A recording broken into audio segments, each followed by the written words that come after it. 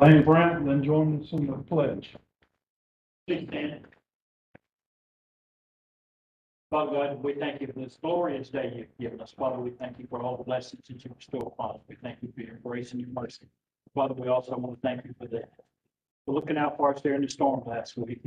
And we pity and feel sorry for those that did get affected. Father, just be with us this evening as we go about doing the business of Camden County. This will pray in your glorious name. Amen. I pledge allegiance to the flag of the United States of America and which stands one nation under God, indivisible, with liberty and all.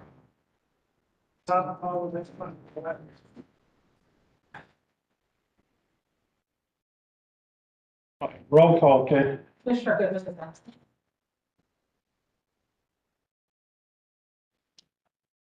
Are there any amendments to the agenda? Here none, can I get a motion to accept the agenda? So moved. Second.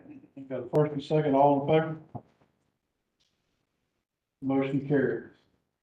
Brings us to the approval of the minutes for August 15th, public hearing and regular meeting. Can I get a motion to accept these minutes? Mr. Chairman, I make a motion to accept the minutes as presented. Second. All in favor? The minutes are accepted. This brings us to our first presentation. Katie, are you doing this one? Yes, sir. Tonight we have a proclamation recognizing September as National Suicide Prevention Month, and we will have that for anyone here speaking. Don't blame the groups. So that proclamation will be recorded in the minutes of tonight's meeting. Thank you. Okay, this brings us to our second presentation by Cameron Moore, University of Florida School of Veterinary Medicine.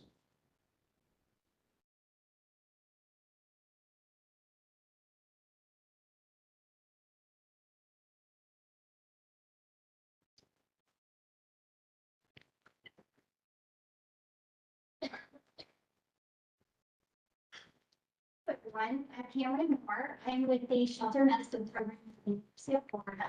And part of my role in mentoring shelters and both municipal and nonprofit all around the country, trying to help them set their communities up for success when asking for longer. And what I want to just start with is just to let you know that our traditional sheltering system is pretty flawed. It's a broken system that we inherited that is not necessarily anyone's fault. It's just something that we've have been placed upon us, and we know that animal sheltering needs to be different. Because to be honest with you, the way we've been doing things is like the definition of insanity. We're doing the same thing over and over again and expecting successful results or different results, and it's not happening. And if we can find that there was a silver lining to the pandemic, it was that it forced us to step outside of our comfort zone and actually do things a little differently to better help people and pets in the community.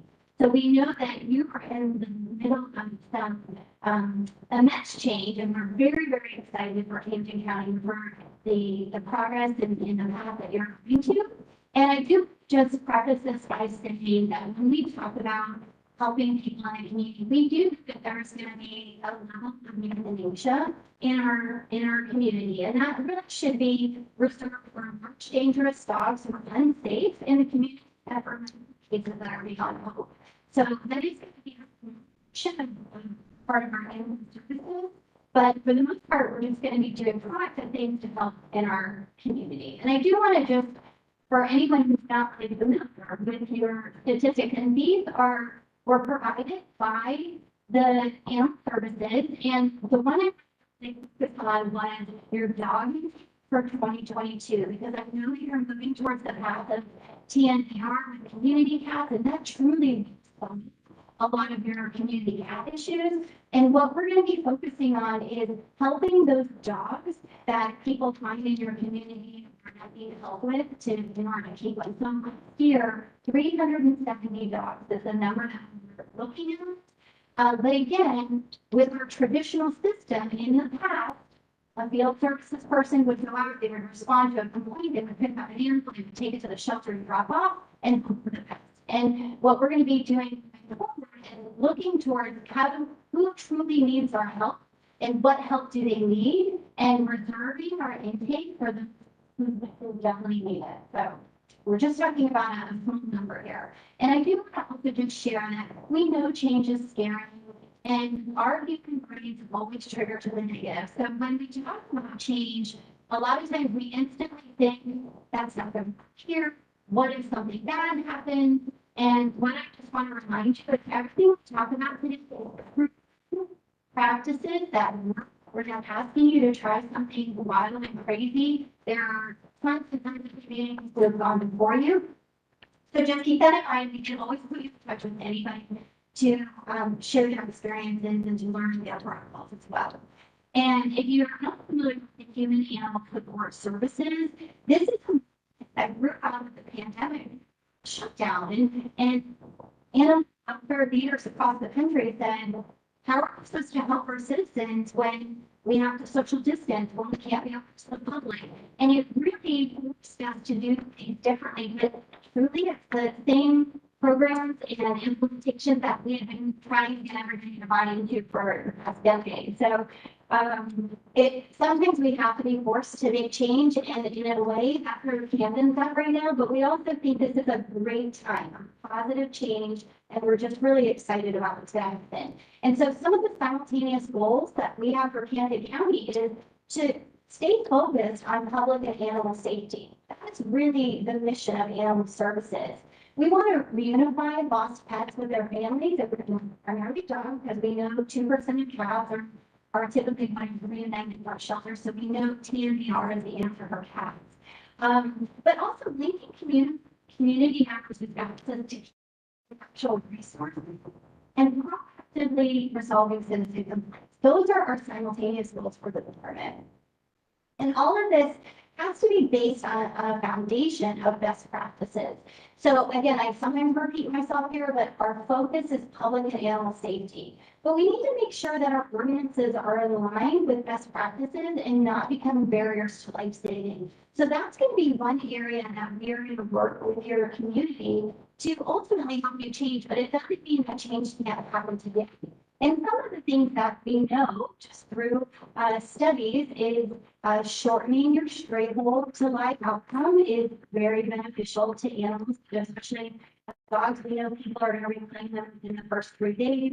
Not having stray holds for felines and shifting away from punitive measures unless they are needed and moving towards helping people and pets stay together. And then also harnessing our public and private partnerships to create community programs.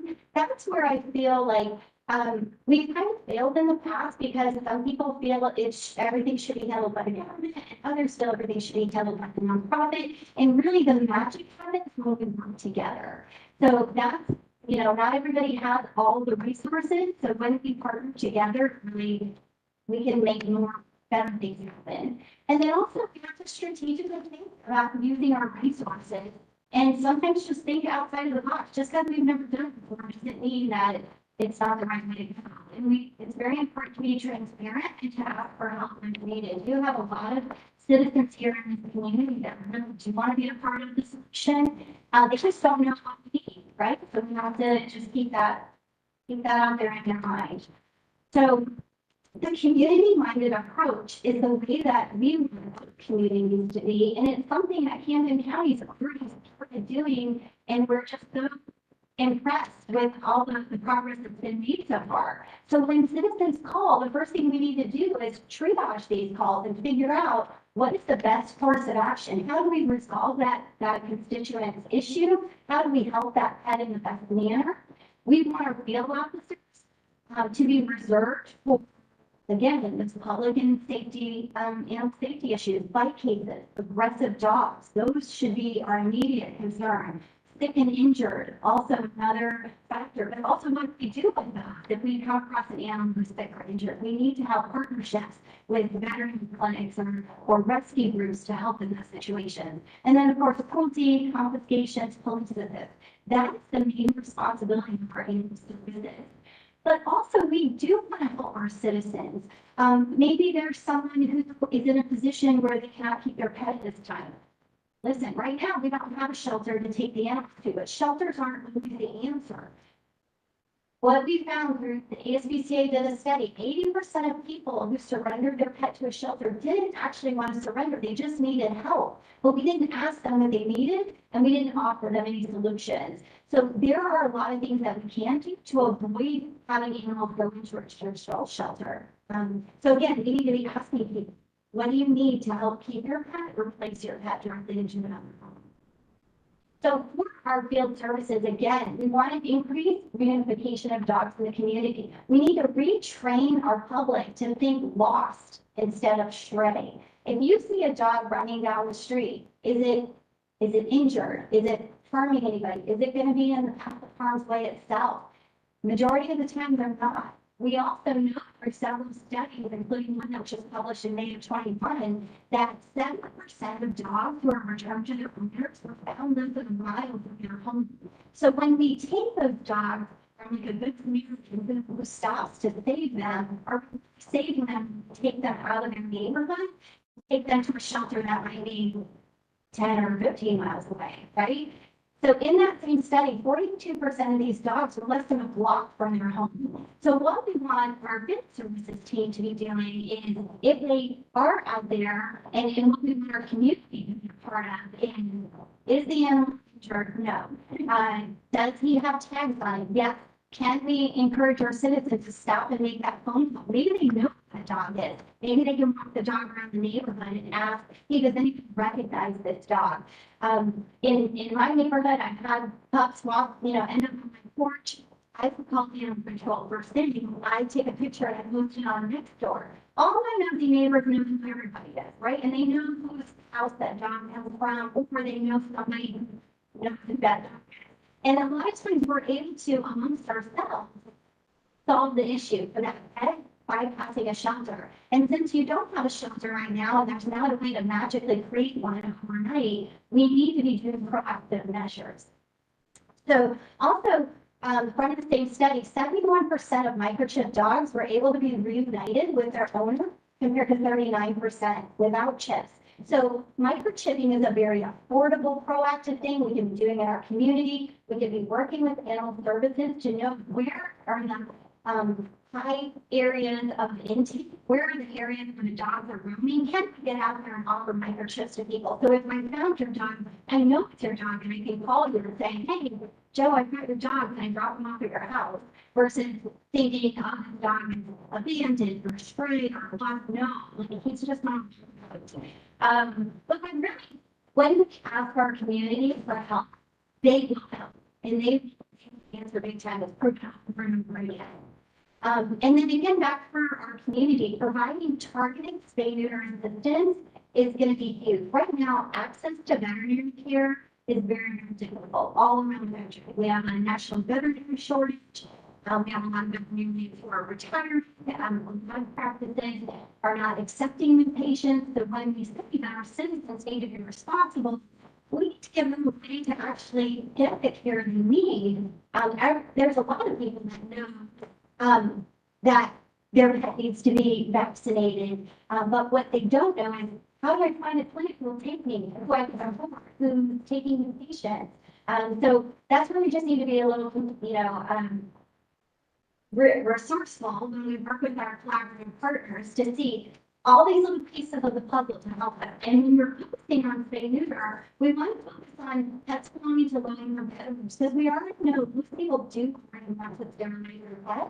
They just don't have access to it. They can't afford it, or they can't get into the treatment. We also want to focus on luxury dogs and on our community.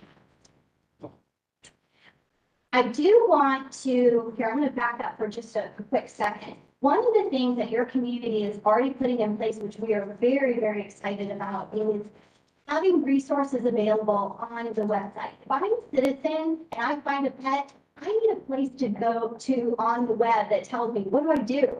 What are the steps that I take? If I find a dog, I need to be able to tell the community, I found this dog, whose is it? Is it yours?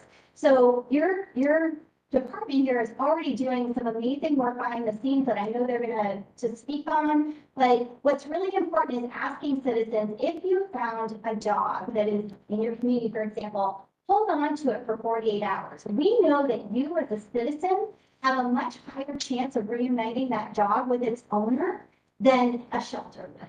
It's just been proven time and time again. But again, like, we need to empower people to know what to do, to look for a tag, scan it for a microchip, where to post it, how to tell people what they have. Also like submitting a found report so that if you have someone call your animal services to say, I lost my beagle, well, gosh, we just got in a found report for someone who found the beagle, then we can put an action for 2 weeks. So that's really, and you guys have it in the works. And the last thing I was gonna focus on,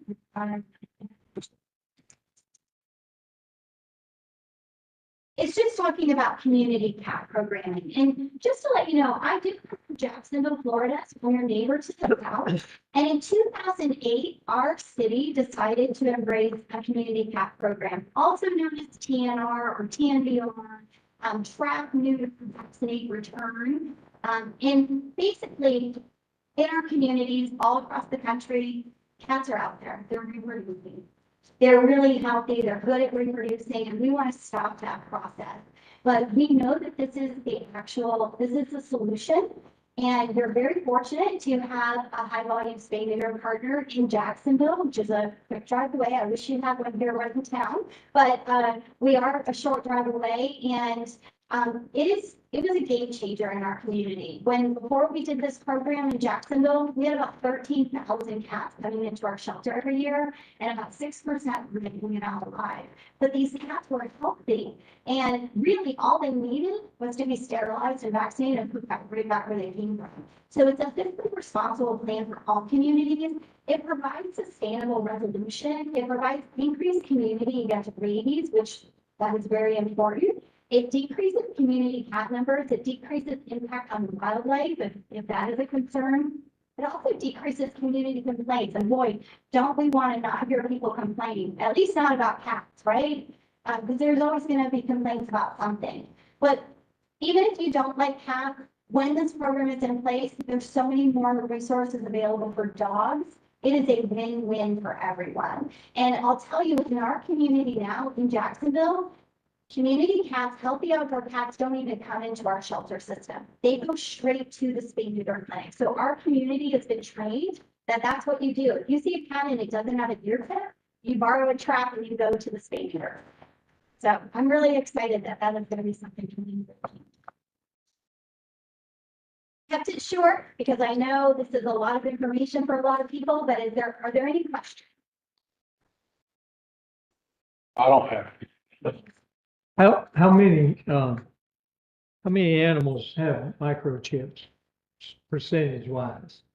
It's hard to know, but there are some communities where their return to owner rate for dogs exceeds 75% because of a proactive microchip program. One of those is Lucy in Florida.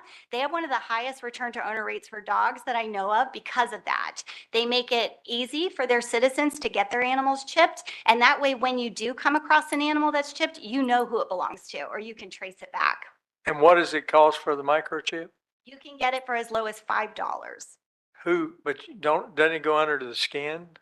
Yes. Your staff can be trained to implant it, or you could work with local veterinary clinics to also provide that. Huh, okay. And that $5 would be the cost of the county. Now, sometimes there can be markups, but we would encourage the county to offer microchip clinics where the goal is just to get a microchip in everybody you can so that you know who they are. Anything else?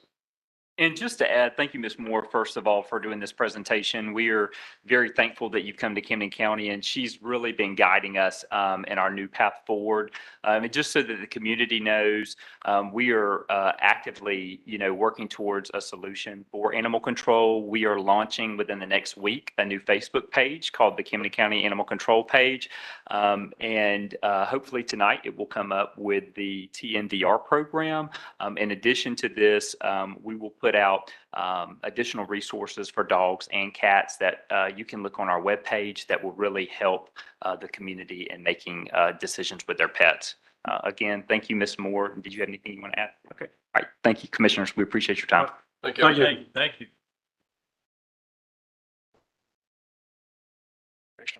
All right, this brings us to the first public comment section of the night. The comments will be limited to 3 minutes and agenda items only. Got anybody registered, Kate? I do not have anyone registered. Does anybody from the public wish to speak?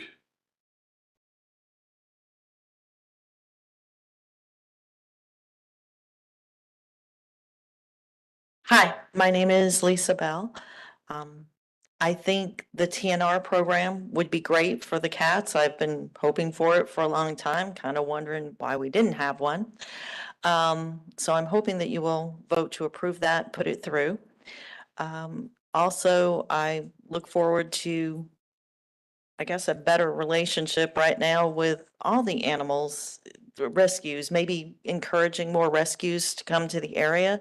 We've got the Humane Society, but the area's grown quite a lot since I've been here, and we're adding new houses all the time, which means more people and more pets. So I'd like to see encouragement of more rescues come along, and anything we can do to support that, I would definitely appreciate as a citizen. Thank you. Thank you. Anybody else wish to speak? Move right along. This brings us to the consent agenda. This was stuff I did under declaration of emergency during this, getting ready for the storm. Can I get a motion on this item? Motion to approve. Second. I got a first and a second. Any discussion? All in favor? Motion carries. All right, this brings us to item number 4. Mr. Myers. Yes, sir. Ms. Johnson, would you come on up? Thank you.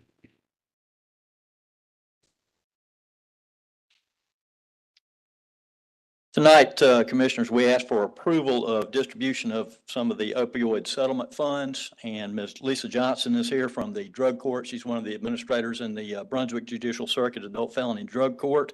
She's going to speak a little bit about the program, but I'm going to give you the background on what we've got. Since 2018, we've been looking at ways to spend money from the opioid settlements. We've been getting funds in actually since December of 22. We currently have $104,000 in receipts from the settlements, and it is our responsibility to distribute those funds in accordance with the settlement agreements and the multi-district litigation against the Sackler family, Mallinckrodt Company, CVS, Walgreens, Walmart, all the big distributors, Johnson & Johnson, all those folks, and that is seated up in Ohio. There are phased settlements coming in. We expect another distribution to be approved at the end of this month, and that's with some of the major distributors. That would be Walgreens, CVS, those kinds of folks. So that money is going to be coming in. There have been 2 complications with the settlements. One is Mallinckrodt. That is an Irish company. They were the global leader in manufacturing opioids based on the Purdue Pharma formulas, and they actually outproduced anyone. Mallinckrodt made one payment in, and then just this past month filed Chapter 11 bankruptcy. They made one $250 million payment this prior year, which is where some of this money came from. And they haven't had any hearing scheduled on that yet, but the Chapter 11 bankruptcy proceedings have been filed, so they will not be funding going forward for the time being. The Sackler family, you may have read about, they're the family that came up with they own the company, Purdue Pharma, that came up with the original formula for the oxycodone, OxyContin. And their bankruptcy hearing is set for later this year. They actually filed a bankruptcy, and part of the settlement in that case was, or the order that allowed them to file the bankruptcy was that they had no personal liability. But an appeals court found that that was unconscionable, so they've struck down that settlement. And now the Sacklers may be held personally liable and have to disgorge some of the money that they've received personally from the company. So there may be more money out there from the original folks who were involved in the litigation. Currently, the state of Georgia retains 75% of the funds for distribution through districts. 25% is given directly to participant entities such as counties, municipalities, hospitals, law enforcement groups. And we do receive these funds as part of that 25% share. As I said, since 2018, we've looked for ways to spend the money, and we only received 2 proposals. We've been soliciting proposals throughout the year, so Mr. Boatwright received these 2 proposals. The first was from the drug court, and the other was from a private provider. We found that the drug court provisions in their proposal were almost on point with everything in the J&J settlement documents that is our guidelines we have to use for the distribution. So we have agreed between myself and Ms. Gonzalez. We are the local administrators for the fund, so we are here to request that the award be made to the drug court in the amount of $59,791. I'm going to let Ms. Johnson speak for just a moment about the history of the drug court and why it's important that they receive these funds. Thank you. Good evening, and I bring greetings from Judge Kelly. He couldn't be here tonight. His daughter got married on Saturday, and he had 3 drug court graduations today. He was here in Camden County. We had 3 participants who graduated the program. I just want to share a little history about drug court. We were formed in 1999, and since that time, we have graduated over 1,100 participants. We currently have in our employee in a paid internship a former drug court participant from Camden County who is about to graduate from Coastal College with a degree in psychology and would like to be employed and stay in the field. One of the considerations in this grant request that we made is to be able to employ a peer specialist here in Camden County. We have found, and national research supports, that when you have someone who is in active recovery and has the proper training, that can be as powerful as a counselor. And so we are looking to add that to our program. In all, we have about a little less than $60,000 worth of enhancements that we are proposing. And I will share with you that for many years, we have been responding to the opioid crisis, and that crisis has put our numbers just at the edge of what we can accommodate. And so while we maintain 3 offices across the circuit serving all 5 counties, our resources have been taxed by the opioid crisis. Even when people come in on other drugs and they share that is their drug of choice, it often starts with an opioid addiction. And so we would like to thank the commission for considering our request, because it's going to allow us to add not only the peer support, we'll be able to train the next generation of drug court counselors through some paid internships. We'll be able to contract for some more trauma responsive training for our participants, because often if you don't deal with the root cause of the addiction, which is trauma, then we will see them back through recidivism into the program. And we're going to look at other model courts around the country who have a specific response that has been effective to the opioid crisis. So I'd be happy to entertain any questions that you have or share anything you'd like to know. Anybody got any questions for? I don't, other than commend them on such a fantastic job that they're doing. Thank you. I will share that with Judge Kelly. Thank you. Thank you. The peer support, what's the definition of that particular job? So a peer support is someone who has been in addiction and is in active recovery, has a minimum of 2 years of active recovery, and there is a state-sponsored treatment for that position. It's called the CARES Academy, and they go through intensive training to be able to function as a peer support. They can also help with things like case management, housing, employment, education. They can help to support the case manager in those roles. And it's a part-time position? We are looking to create a part-time position, and if the numbers dictate, then down the road, we may be able to make it a full-time position. Yes. That, to me, I would see that more as a mentoring program. It is. It's someone who our participants can go to that they know understands where they are because they've been there. and how many, I mean, you'd be limited in how many people you could help. I mean, So we have 24 active participants in the program here in Camden who are receiving our intensive outpatient services, and another 20 plus who are in long-term treatment and will come back into our program at the end of their treatment. And so with a 20-hour-a-week peer support specialist, we will be able to support those in the program right now. and I'm like Laney, I appreciate what you're doing. This has affected my life in a lot of ways over the years. You know, my question is, one more is, do you have any data that supports, 5 years, 10 years down the road, where these folks are, how they're doing, that kind of stuff? We do a lot with our state Council of Accountability Court judges in tracking and data. And if you have an interest in that, I would be happy to email that to your folks so that they can share that data with you, because we have statewide recidivism data and we have our own. Okay. So, Thank you. sure. Thank you. Thank you. All right, can I get a motion on this item? Motion to approve. Second. First and second. All those in favor? Motion carries. Brings us to item number 5, Ms. Nancy. Yes, good evening, Commissioners and Chairman. This agenda item is for your consideration, budget amendments affecting the fiscal year 23 budget. We've just started the official year end on that. And our policy is that we budget at the departmental level. So I need to do some adjustments to balance each of the departments. The largest ones, you can see, you have the details attached, of course, is the health insurance claims and also workers' comp claims. There's several other ones, but those are pretty significant items.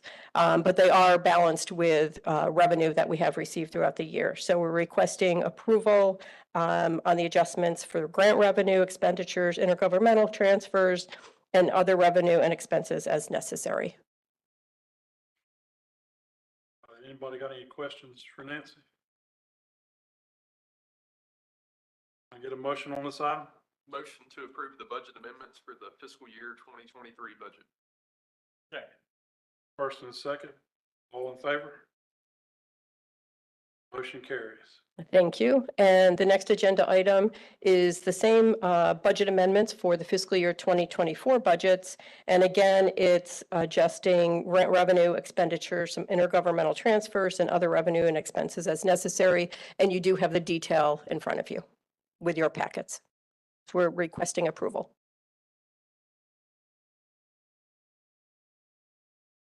Anybody got any questions for Nancy? Got a motion on this item? Motion to approve. Second. Got a first and a second. All those in favor? Motion carries. Thank you.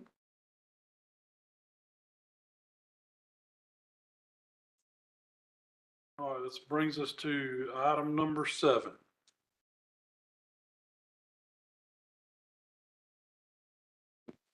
Good evening, Commissioners. Here seeking the consideration of approval of the grant and agreement between Best Friends Animal Society for a pilot program for the Trap, Neuter, Spay, Vaccinate, Return program for Camden County. This program will be the first in Camden County that picks up community feral cats and provides them with spay, neuter services and vaccinations. Upon receiving vaccinations, spay, and neuter services, the community cats will be returned to their environments. The pilot program lasts for 1 year, and the aim of the pilot program is to decrease our overall community cat population in Camden County by spaying and neutering the animals. The pilot program is a grant of $50,000, but is broken up into 2 installments. Once the first 200 cats are neutered in Camden County, the second installment will then be deposited in Camden County to finish out the year, and staff recommends approval. Okay, this also ties in with item number 8. Am I correct? Yes, sir. Because you got to have a place to take them to get them. Correct. Get them fixed. So. All right, can I get a motion on this item?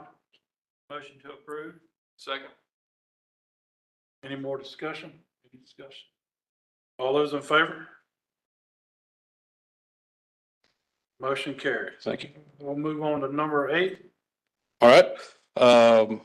Seeking the consideration of the approval of the MOU between No More Homeless Pets and Camden County Board.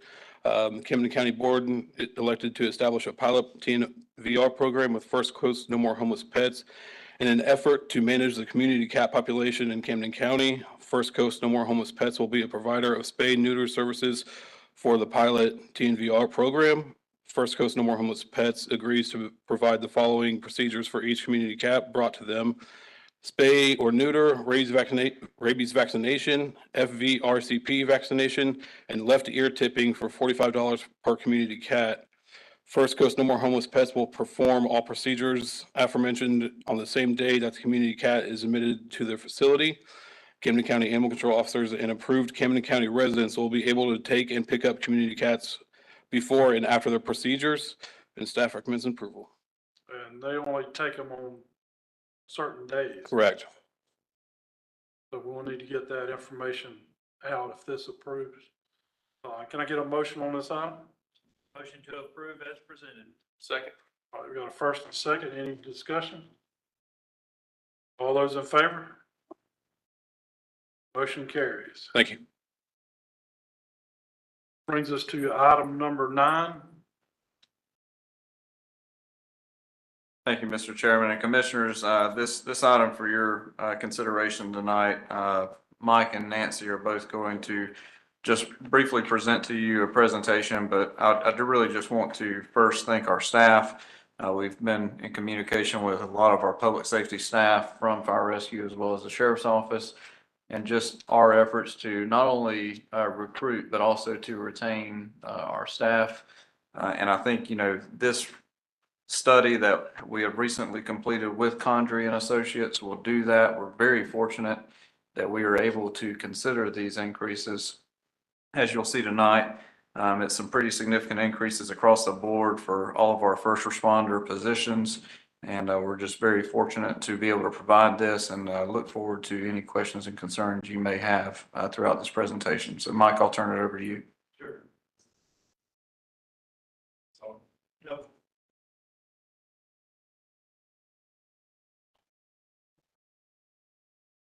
There it goes. All right, got it. Okay, so as you know, Mr. Chairman, Commissioners, thanks for giving us a couple minutes this evening. As you know, in April and May of 2022, we employed Condrey and Associates to do a classification and compensation survey for all of our employees across the board, all employees that are paid through the Camden County payroll system. If you remember at the time, there was really a push nationally to increase income for folks, and we really jumped out at the front of that. We were the first ones of the entities around us to do that. And as we did that, the places around us began to do it as well to compete with us. And we found ourselves in a position specifically with our public safety folks where we had gotten a little bit behind again, even in that period of time. So what we wanted to do this time was specifically look at compensation studies for our public safety folks. So I'm going to work through the slides here. So specifically public safety in this survey includes our law enforcement folks, our folks that work at the jail, our 911 operators, and then EMS and fire. So when they do the salary service for us, they generally give us 3 options: Plan A, Plan B, and Plan C. If you remember last time, we chose Plan B of the option that they gave us. So what that means is Plan A in this scenario is 102.5% to 105% of the market. Plan B was 97%. So what that means is if you've got 10 entities around you, 10 other employees around you, and you pick the one that's at 97%, you would pay more than 9 of them, but there might be one of them that paid more than you. It puts you in that percentage of employers of like employment around you. So what we did this time is we really like the one that is Plan A, that would actually put us at 100% or more, which would put us paying equal to or more than anyone else around us within the state of Georgia. So that amount there for Plan A, it's a 5% average increase across the board for all of these folks, and it's at $468,614 is the cost of just the pay for the positions that exist already. And the reason that's important is this number doesn't include vacancies. So we have, a lot of positions that are not filled, and that number does not include this, but in the numbers that Nancy will share, we cover that. That number also doesn't include things like FICA and retirement contributions. There's also the second column there, you see what is equity adjustment. So when you do pay increases for folks, you oftentimes have what's called compression. And what you've got is you don't want to have a scenario where you have a brand new employee that is making as much or more than somebody that's doing the same job that may have been with us for several years. You don't want to compress that. So we have what's called equity adjustments based from recommendations from Condry and Associates. And what that is, the new pay scale has grades, A through R, I think, 1 through 25, and then A through R. And each one of the steps is 2.5% increase over the previous. So if you've been employed with Camden County for less than a year, you would stay right at what the recommended salary is. If you've been employed down there at the bottom between 1 and 3 years, you would get 1 additional step, so 2.5% more. And if you've been employed by Camden County or a constitutional office associated with Camden County for 4 years or more, you would get 2 additional steps, so a 5%, 2.5% increases. And what that does is that makes sure that your folks that have been in place for a while are benefiting, because of their time in service. All right, so when we did the survey, there's lots of communication with the sheriff's office, and Sheriff Proctor had some specific things that he wanted us to address as well. We talked about being at 100% of the market, but we do have one neighbor that's a little bit unusual relative to us.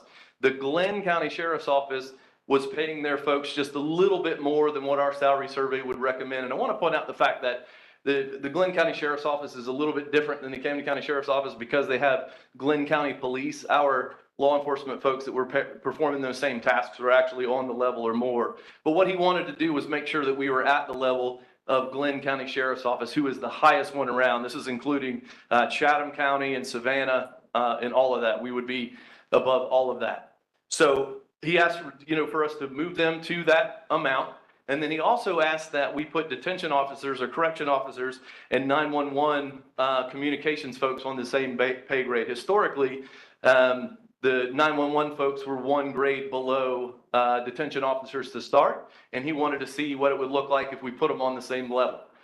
So we've done that, and then the survey itself included only the actual sworn folks that are, actual first responders. You've got administrative folks over there that, do their financing and do their mechanic work and, work the front desk and things like that weren't included in the actual salary survey. We didn't have their positions compared to like ones around. But he asked that we do a 5% increase for those folks. So we've included that in our model here as well. And then the sheriff had also asked for a receptionist position to be added with his budget request for fiscal year 2024, which was not approved initially in the new budget cycle. And part of this, he wanted to look at having that position put back in. So that's included in these numbers as well. See if I can. There we go. All right. So this is just some position highlights. There's 7 positions that are listed here, and these are the, the big ones across these 2 entities of the Sheriff's Office and Fire Rescue. So you can see this is an annual salary amount. You can see the current starting salaries, and this is the very first step of the grade. So these are brand new employees. This wouldn't be folks that we would hire that maybe already had some experience and things like this. This is brand new employees. So you can see a deputy sheriff or a courthouse deputy currently are at $42,217 to start. They would bump up to $47,442 again, which is equal to Glenn County. So that's a $5,200.25 annual increase. And we've got a column there for a biweekly increase to show about how much bigger each paycheck would be for each of these folks. So you can see the second and third one, detention officer and communications officer.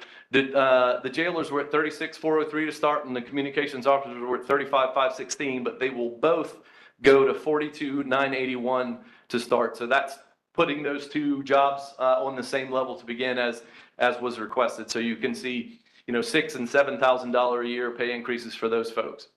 All right, and then firefighters, EMT A's, EMT B's. So it's EMT Basic, EMT Advanced. and then our firefighter paramedics. And you can see the current starting salaries and the new salaries for those folks as well.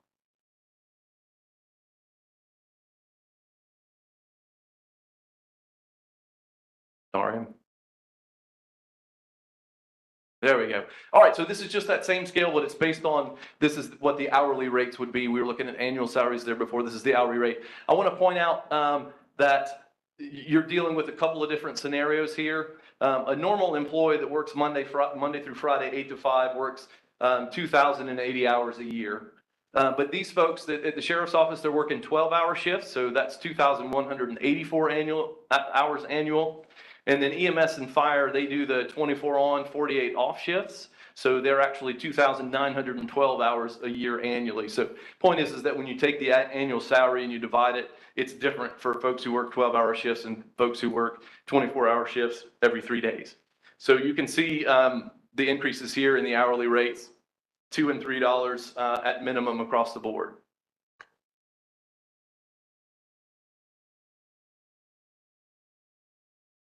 Okay, so this is one that we wanted to compare just how much the increases have been since fiscal year 22. We did the survey, just 18 months ago, and what we've done since then. So you can see what this increase would really be for these folks just in those, a little less than 2 years. So $11,000 increase for deputies to start, for courthouse deputies, almost $12,000 a year for corrections officers in that period. And then obviously down the line there, $8,000 for communications officers. We have a little caveat down there for them because prior to FY22, we gave all the communications officers a $2 increase across the board because we were having a really hard time with retention and recruiting of those folks. So they were given an increase then. So that just shows why their number is at 8,000 as opposed to the 10 to 11 that the other law enforcement folks are at. Firefighters almost 11 grand over that same period, and then 8, 6, and 4 for paramedics. I'll point out for paramedics, we have also done a few individual pay increases specifically for paramedics over that time because of the shortage that we've had of those. So they were a little closer to where they should have been than some of the other folks, which is why that number is a little bit smaller there than the rest. And then here's that same comparison from FY22 to current in the hourly rate for these folks. So you can see $2, $3, $4, $5 an hour increases. And keep in mind, every dollar an hour is a little over $2,000 a year for folks. So, those are, we're pretty happy with what we've been able to do here to get these folks what they deserve. So that the citizens are provided the services that they deserve. We can recruit and retain people that can do the job the way that we expect the job to be done when we're able to, say we're at or higher than the level of anybody else around us. So with that, I'm going to turn it over to Nancy and let her talk about some of the actual financial implications. Thank you, Mike. So this first slide here is a comparison from fiscal year 2015 through fiscal year 2024. And this is not the entire budget for the sheriff's office, but it is salaries, the Social Security tax, retirement, and retirement match. So these are all employer expenses. So over that course of time for the sheriff's office, those expenses have increased by 4.3 million. Or 83% over that period of time. And the last two bars to the far right, the second from the last is the current adopted budget for those items, salaries, FICA, retirement, and retirement match. And then the one to the far right is adjusted for this compensation study as presented with the modifications. And this is an annualized amount if we had the full year ahead of us. But I just wanted to give an indication of what that increase would be. And this is the same analysis for EMS and fire. And over that period of time, the salaries, FICA, retirement, and match have gone up 2.7 million or 59%. And again, the last two are showing the difference between the adopted budget and what an annualized amount would be needed. So on At this point, for, if this was annualized, like if we were doing this in July, but we're doing it in September, for an annualized amount, we would need almost 1.2 million for the general fund and 80,000 from the unincorporated tax district to support this additions to the salaries and the benefits. If we're budgeting from this period forward, which would be a 10-month period, on the far right, it would show those amounts. There is a discrepancy a little bit between the actual increase for the sheriff's office and the budgeted, even if you do just the 10-month period, but that was just a budget error that was discovered while doing this analysis. There was some duplication of budgeting for part-time expenditure or part-time employees. So that will be corrected by doing this budget amendment at some point in the future. So for the remainder of the year, we would need 827,000 from the general fund and almost 67,000 from the unincorporated tax district. And just to give you an idea of where we are right now with our fund balances in those two funds, I'm projecting at the end of June of 23. We haven't completed the audit yet. We're in the middle of that, hopefully, and that is moving along really well. But I am projecting about a $16 million fund balance, which is about $1 million increase of where we are right now. And then the unincorporated tax district has a very substantial fund balance, but you could also note, I made a notation on it, we have equipment order. There's 5 large pieces of equipment, tankers, et cetera, that were ordered in fiscal year 23, and they didn't come in. So just from an accounting standpoint, we have to avoid those, reissue everything. So we have these outstanding purchase orders of 1.8 million. So although we have 2.8 in fund balance, that's not available to spend. So I just wanted to point that out. But it still is a healthy fund balance on both the general fund and the unincorporated tax district. And just looking at that $827,000 that needed to be funded, if you were to, if this is acceptable, it could come out of fund balance. Also, if we were to look at an increase in the millage rate based on the 2022 digest, we'd be looking at almost a $0.5 increase in taxes to do that. And on the unincorporated tax district, again, we could just use fund balance. There's also almost a $600,000 contingency reserve that we did build into the budget. So that could just be reallocated to the salaries. And then, of course, if we wanted to go to the millage rate, it would be a 0.13 millage rate increase for the unincorporated tax district. And again, that's based on the 22 digest. And that's all I have. So any questions, sir? Anybody got any questions for Nancy? I don't have it. All right, can I somebody want to make a motion on this item? Yeah, I'll make a motion to approve item number 9 with the request to update the fire rescue pay rates to the most recent Condrey pay scale revision due to the modifications from the sheriff's office. And that'll bump them up a little more than what the study it'll shows. bump the firefighters up a little bit and then keep us from having 3 pay scales. We'll have 2. Anybody want a second? Second. Any discussion? All those in favor? Motion carries. All right, this brings us to calendar. Katie? There's no changes at this time. County Administrator comments? Yes, sir, Mr. Chairman, I have a few. Just on a couple of calendar items, the park discussions that we had to cancel last week due to the hurricane, we're going to look to reschedule those. So we'll be in communications with each of you just when your calendars allow for those meetings. So the citizens, if any of you are interested in those, I believe it was Browntown and Harriet's Bluff Parks. Yeah. We'll be rescheduling both of those meetings. Also, fire rescue, they have their graduation for the recruits this Thursday night at the high school auditorium, 6 o'clock. Jeannie's saying yes, so 6 o'clock Thursday night. I know there is a park discussion planned for that, so we may have to divide and conquer between the commission and staff there, but looking forward to that event. And also talking about fire rescue, Chief Smith, if he can stand up for me. He was just sworn in as the president of the Georgia Fire Chiefs Association, so we really want to congratulate him on that amazing announcement. He wants to be shy about it, but I think it's a tremendous accolade, and we're just very honored to have him as part of our staff. He does a fantastic job for us.